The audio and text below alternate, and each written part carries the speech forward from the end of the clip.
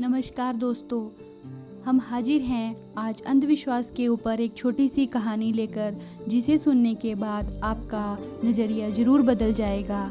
एक बार एक महात्मा जी अपने कुछ शिष्यों के साथ जंगल में आश्रम बनाकर रहते थे। एक दिन कहीं से एक बिल्ली का बच्चा रास्ता भटक कर आश्रम में आ गया। महात्मा जी ने उस भूखे प्यासे बिल्ली के बच्चे को दूध और रोटी खिलाई। वह बच्चा वहीं आश्रम में रहकर पलने लगा। लेकिन उसके आने के बाद महात्मा जी को एक समस्या उत्पन्न हो गई कि जब भी वे साएं ध्यान में बैठते तो वह बच्चा कभी उनकी गोद में चढ़ जाता या कभी सिर या कंधे पर बैठ जाया करता। तो महात्मा जी ने अपने एक शिष्य को बुलाकर कहा, देखो, जब भी मैं ध्यान करने बैठूं उससे पूर्व तुम इस बच्चे को दूर एक पेड़ से बांधाया करो। अब तो यह नियम हो गया दोस्तों। महात्मा जी के ध्यान पर बैठने से पूर्व वह बिल्ली का बच्चा पेड़ से बांधा जाने लगा।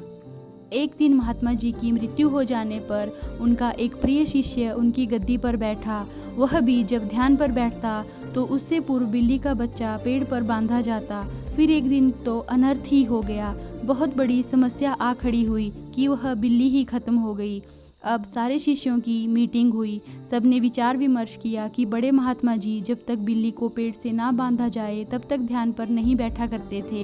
अतः पास के गांव से या कहीं से भी एक बिल्ली लाई जाए। आखिरकार काफी ढूंढने के बाद एक बिल्ली मिली, जिसे पेड़ पर बांधने के बाद महात्मा जी ध्यान पर बैठे।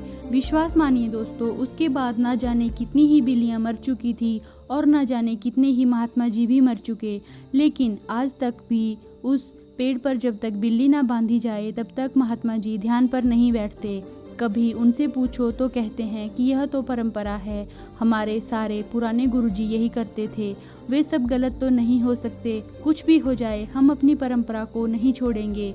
यह तो हुई दोस्तों महात्मा जी और उनके शिष्यों की बात, पर कहीं ना कहीं हम सब ने भी अनेकों ऐसी बिल्लियां पाल रखी हैं।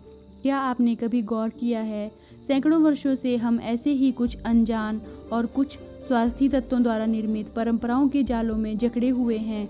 जरूरत इस बात की है कि हम ऐसी परंपराओं और अंधविश्वासों को अब और ना पनपने दें, और अगली बार ऐसी किसी चीज़ पर यकीन करने से पहले सोच या समझ लें कि जाने अनजाने हम अंधविश्वास रूपी बिल्ली को तो नहीं पाल रहे हैं। तो हमें आशा है आपको ये छोटी सी कहानी शिक्षाप्रद लगी होगी। धन्यवाद। आपका समय शुभ रहे।